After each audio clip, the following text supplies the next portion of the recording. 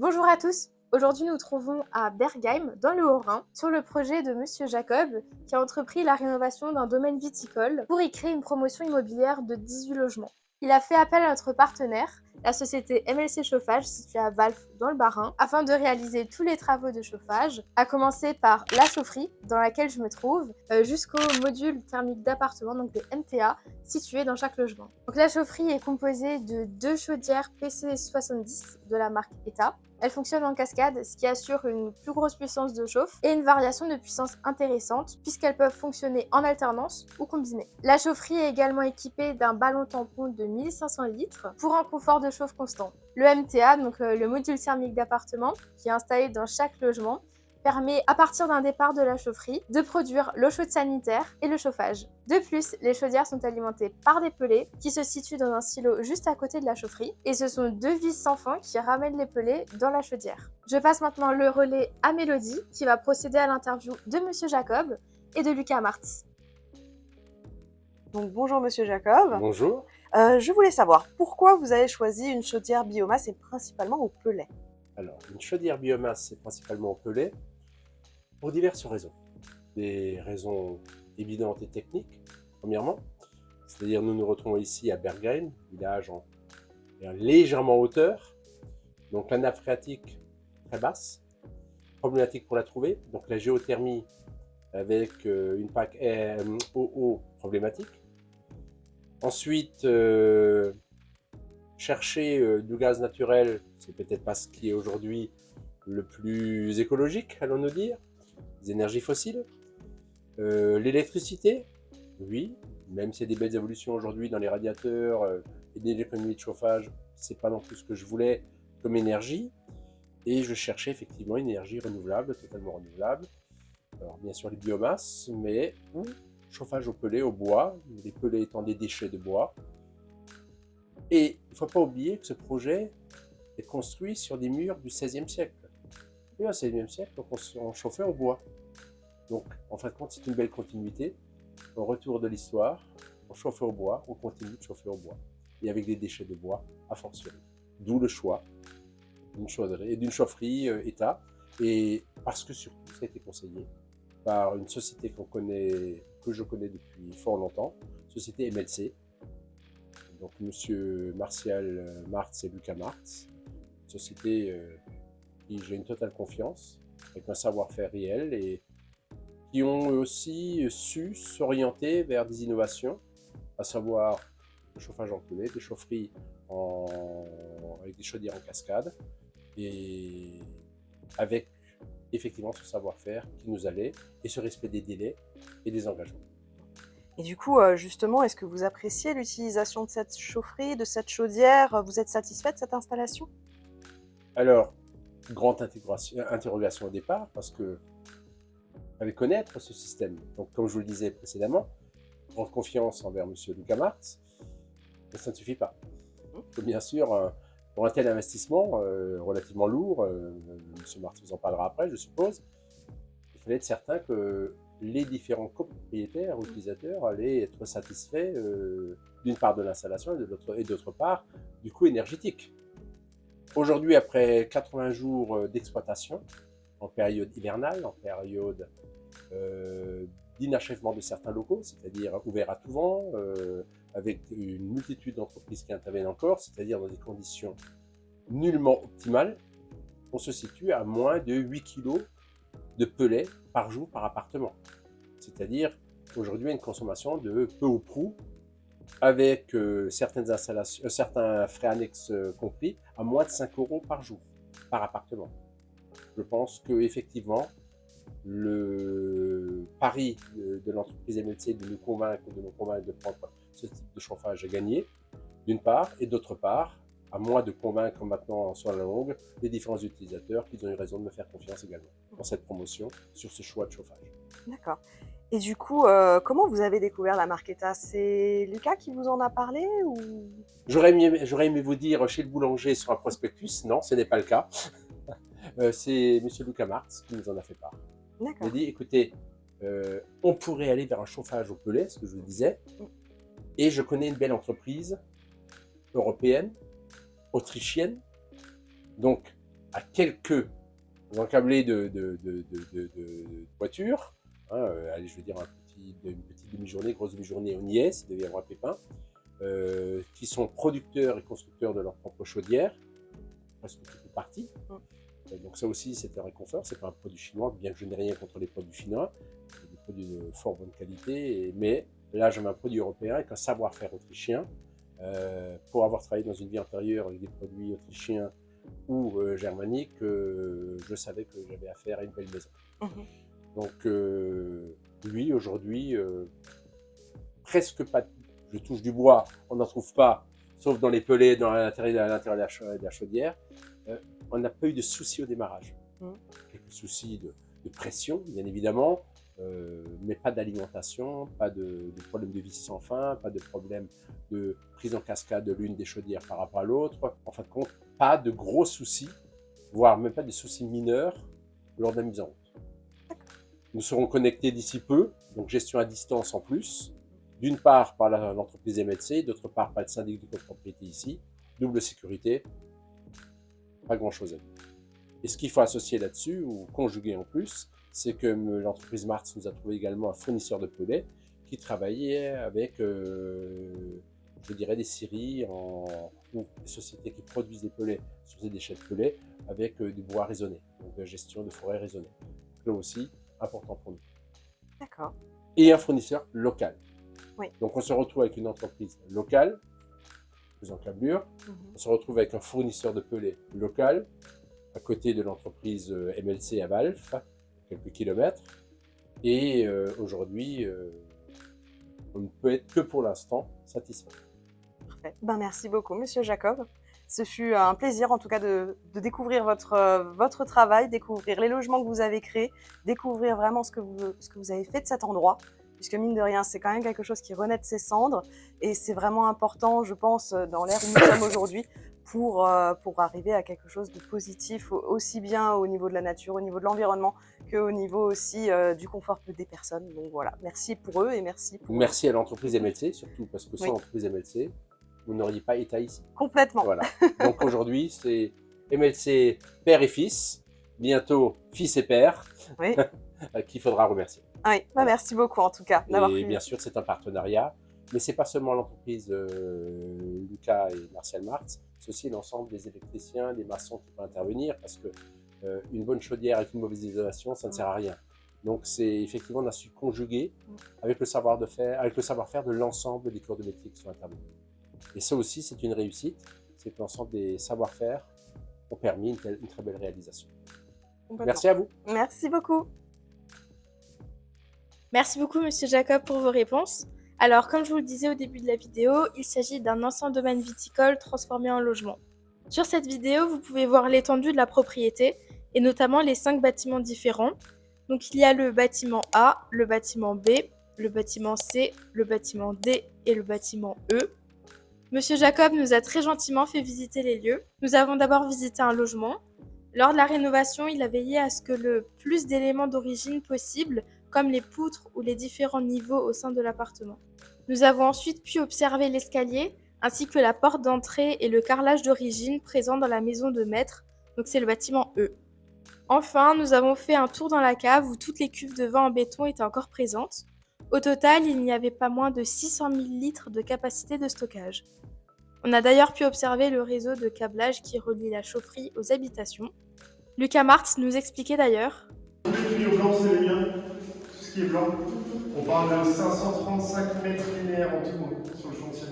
Ça fait quand même un demi-kilomètre de tuyaux à travers toute la cave, tous les bâtiments, etc. Passons à présent à l'interview de Lucas. Bonjour Lucas. Bonjour Mélodie. Donc on se retrouve à Bergheim, donc dans la chaufferie que tu as installée principalement.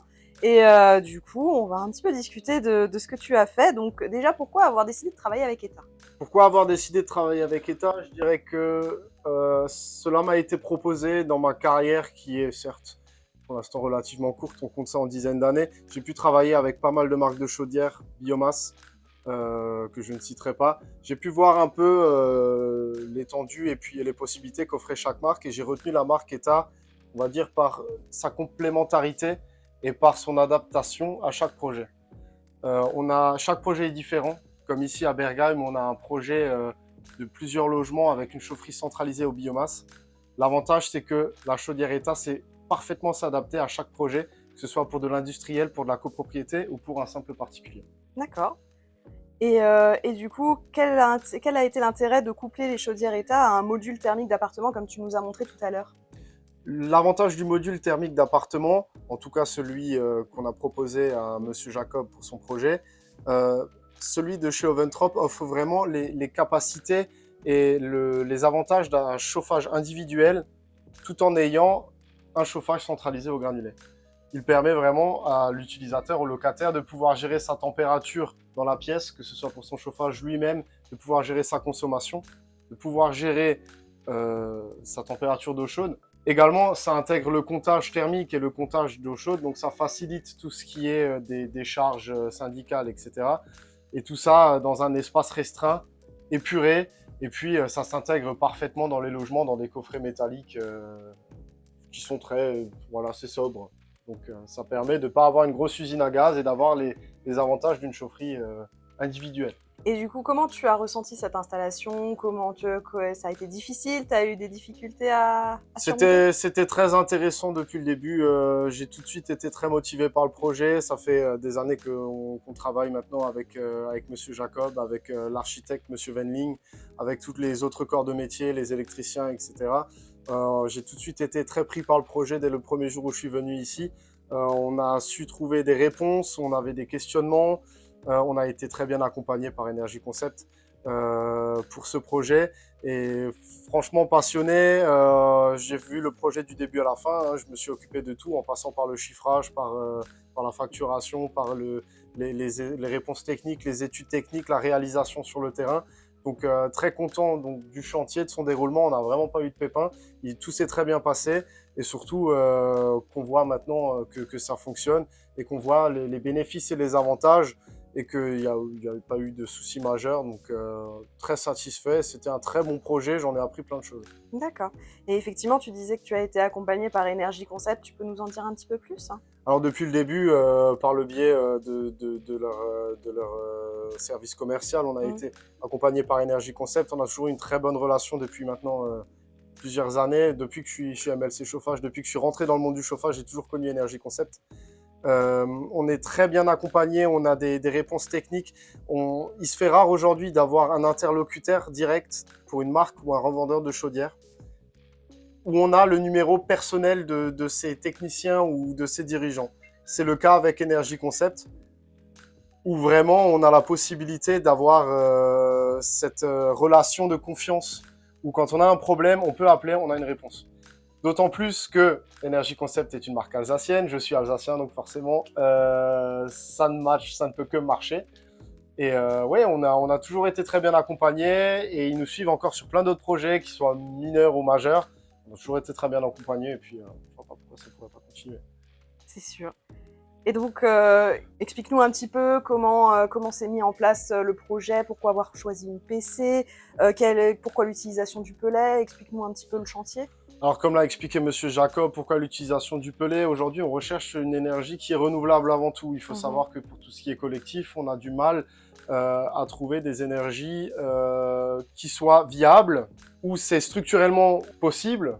Maintenant, je vais vous donner l'exemple, comme a expliqué Monsieur Jacob, la nappe phréatique est trop basse. Donc pompe à chaleur géothermique, on oublie. Pompe à chaleur aérothermique type RO ou RR, cela incombe des modules extérieurs qui sont parfois bruyants, ou alors on est dans des systèmes plus complexes.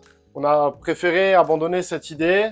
Il reste plus grand chose, sachant que le gaz, vu qu'on a dû faire un permis de construire pour ce projet, on n'avait pas le choix, on ne pouvait pas mettre du gaz, du fuel, on en parle encore moins. Donc on est parti sur la biomasse. Moi qui suis un fervent adorateur de la biomasse, encore plus de la marque ETA, moi comme je dirais toujours, j'ai du sang jaune qui coule dans les veines. Melone-gelb, comme disent les Autrichiens. J'ai tout de suite parti vers le granulé, d'autant plus qu'ici, on a de la place, pour une fois. C'est pas toujours le cas, mais ici, on a de la place, on a pu mettre un silo, etc. Donc, on a calculé le tout. Pour moi, le granulé était comme une évidence. Je suis un fervent adorateur de la biomasse, que ce soit bois déchiqueté, bois bûche ou granulé. Et comme dit, on augmente chaque année notre surface forestière de 13%, malgré le fait que dans le sud, ça crame tous les étés, que on consomme de plus en plus de bois, et pourtant, on augmente encore notre surface forestière. Et on est dans une énergie propre, une énergie renouvelable, qui est issue de déchets de bois de base. Donc, pour moi, le granulé, c'est une évidence. Pourquoi la marque ETA encore plus? Ça fait des années que je travaille avec la marque ETA. Ce qui m'a poussé encore plus à prendre la marque ETA, c'est qu'on est dans un collectif où on n'a pas une personne donnée qui s'occupe du chauffage au niveau des locataires. Il n'y a pas un client spécial ou un locataire spécial qui va venir tous les matins vérifier la chaudière. Donc, l'avantage d'ETA, c'est que tout est accessible à distance. On a l'application MyNETA qui permet de faire une gestion à distance, de voir les relevés de compteurs, de savoir combien il nous reste de granulés, de savoir si on a quelque chose qui déconne. Encore plus, et c'est là où vraiment ETA va loin dans leur projet, c'est qu'on peut y brancher des choses annexes. Ici, par l'aide de Philippe de chez Energy Concept, je l'ai un peu mis à l'épreuve en lui disant « Philippe, je veux que toute ma chaufferie soit connectée, même des choses qui n'ont rien à voir avec ETA. » Et ETA offre des possibilités pour connecter par exemple les circulateurs qui sont là, qui offrent des reports de défaut. Donc quand la pompe se met en défaut, elle ferme un contact. On a connecté tout ça aux chaudières.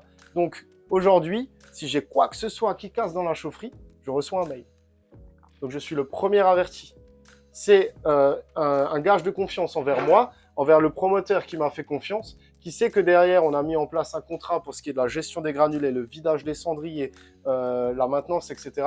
Et ça, c'est vraiment quelque chose, pour avoir travaillé avec d'autres marques, ETA le propose, d'autres marques ne le proposent pas forcément. En tout cas, pas une gestion qu'on pourrait presque appeler ça une GTC, mais d'une manière gratuite et beaucoup plus économe que de faire intervenir quelqu'un qui installe une vraie GTC. Et alors, tu peux nous dire quel sera le prochain projet?